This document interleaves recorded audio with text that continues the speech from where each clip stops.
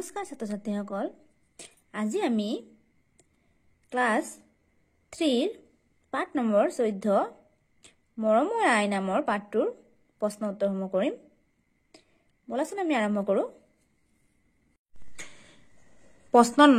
ক 1 মৰমৰ আই পদ্ধতিৰ কবি গৰাকীৰ নাম কি উত্তৰবোৰ আমি বহি লিখি লৈছো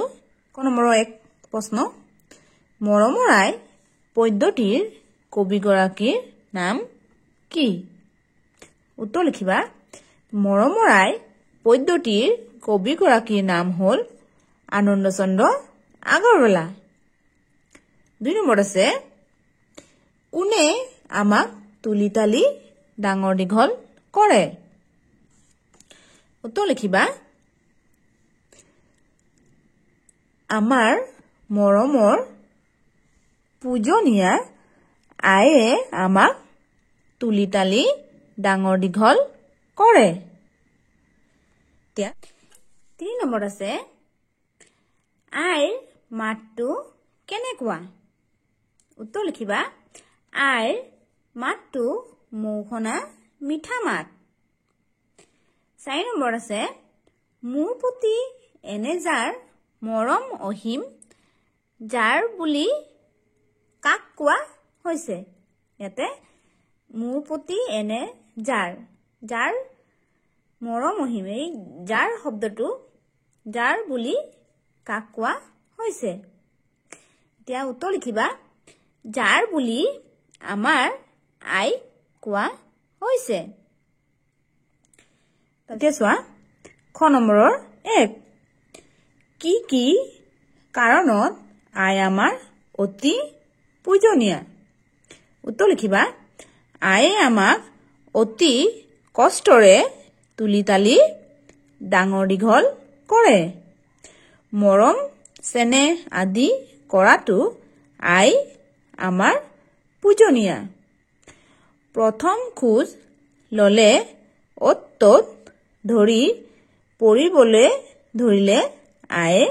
আমাৰ ততালিকে ধৰে টোপনি নিয়াবলৈ আয়ে আমাক নাম গুণ গাই শুৱাইছিল এইবোৰ কাৰণতে আই আমাৰ অতি পূজনীয় এতিয়া খ নম্বৰৰ 2 আয়ে কেনেদৰে নিচুকাইছিল উত্তৰ লিখিবা আয়ে নাম গুণ গাই নিচুকাইছিল এতিয়া 3 নম্বৰটো মানে খ নম্বৰ 3 নৰিয়া হলে আয়ে কি কৰে উত্তৰ লিখিবা নৰিয়া হলে আয়ে একে থিৰে মুখলৈ চাই হুমুকিয়া কাঢ়ি উজাগৰে ৰাতি কটায় আৰোগ্যৰ বাবে সকলো চেষ্টা কৰে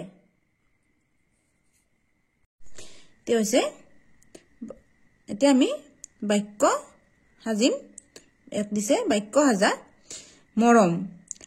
তুলি তালি পূজনীয়া চেনেহ প্ৰথমত আমি কৰিম মৰম আমি লিখি লৈছো চোৱা এইবোৰ তোমালোকে লিখিবা মৰম লিখিবা মোৰ প্ৰতি আইৰ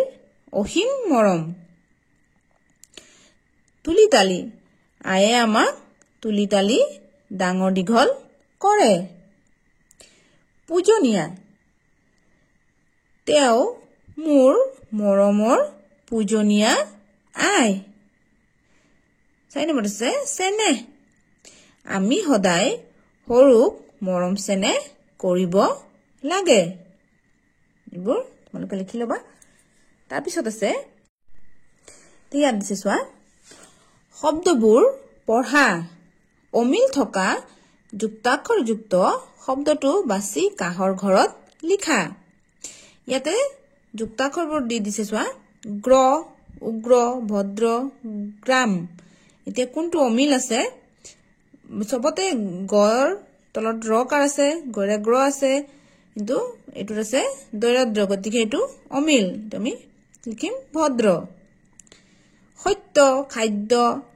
অমাত্য নিত্য এতিয়া চোৱা তত ইয়কাৰে ত্য আছে সববোৰতে বা আৰু এটুত আছে ডট ইয়কৰে দিয় গতিকে এটো অমিল এটো আমি ইয়াত লিখিম খাদ্য কষ্ট নষ্ট হস্তা দুষ্ট সবতে কি আছে হয়তাস্ত আছে ইয়াত আছে হয়তাস্ত গতিকে এটো অমিল আছে হস্তা এটো আমি লিখিম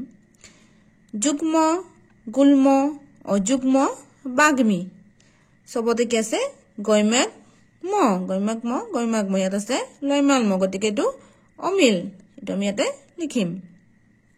তাৰ পিছত আছে তলৰ শব্দবোৰৰ বিপৰীত অৰ্থ বুজোৱা শব্দ পদ্ধতিত আছে বিচাৰি উলিয়াই লিখা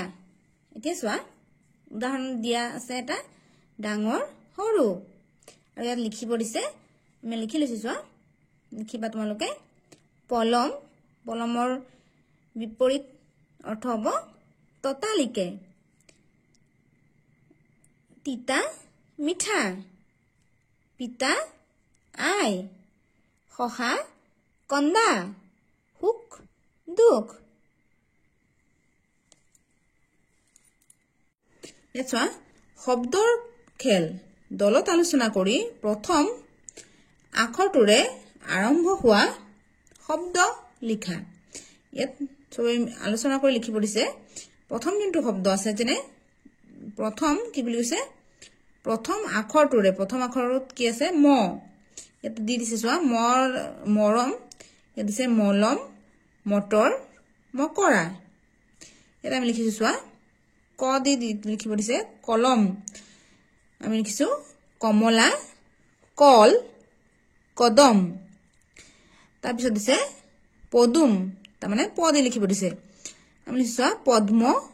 পখিলা পাৰ ইয়াত দিছে গজালি তাৰ মানে আমি গ দি লিখিব লাগিব গ দি লিখিলে গৰু গাখীৰ গছ ইয়াত দিছে লতা লতা আছে গতিকে আমি কি লিখিব লাগিব ল দি লিখিব লাগিব লৰা লিচু লাৰু ইয়াতে তলছোৱা মৰমৰাই পদ্ধতিৰ কবিগৰাকীৰ বিষয়ে জানি লোৱা ইয়াতে কবি আনন্দ চন্দ্ৰ আগৰৱালাৰ বিষয়ে লিখিছে জন্ম হৈছিলে 1874 চনৰ 5 ছেপ্টেম্বৰ জন্মস্থান তেজপুৰৰ কলংপুৰ মৌজাৰ বৰঙাবাৰীত পিতৃ কাশীৰাম আগৰৱালা মাতৃ ৰাধিকা আগৰৱালা কবিতা পুথি তেওঁ লিখিছিলে জিলিকনি আৰু শিশু পুথি লিখিছিলে কোমল পাঠ আৰু আদি পাঠ এটা দিছে চোৱা ভাবা আৰু কোৱা নৰিয়া হলে মাকে আলপৈচান ধৰে বুলি পদ্যটোত পাইছা তোমাৰ নৰিয়া হলে কোনে কোনে তোমাৰ আলপৈচান ধৰে মানে বেমাৰ আজাৰ হলে কোনে তোমাক শুশ্ৰূষা কৰে বুলি ইয়াত কৈছে এতিয়া তো এটো নিজে নিজে লিখিব দিছে তথাপি মই অলপ তোমালোকক সুবিধা হোৱাকে লিখি দিছো তোমালোকে এনেকৈ লিখিব পাৰিবা যে মোৰ নৰিয়া হলে দেউতাই চিকিৎসকৰ ওচৰলৈ গৈ ঔষধ পাতি আনে আয়ে গৰম পানীৰে ভৰি হাত ধুৱাই দি আদৰ যত্ন কৰি ৰাখে আৰু আৱশ্যকীয় খাদ্যৰ যোগান ধৰে এতিয়া তোমালোকে বেলেগ বেলেগো লিখিব পাৰা পিছৰ প্ৰশ্নটো আছে যে চোৱা কোন কোন তোমাৰ মৰমৰ তেওঁলোকক তোমাৰ কিয় মৰম লাগে এতিয়া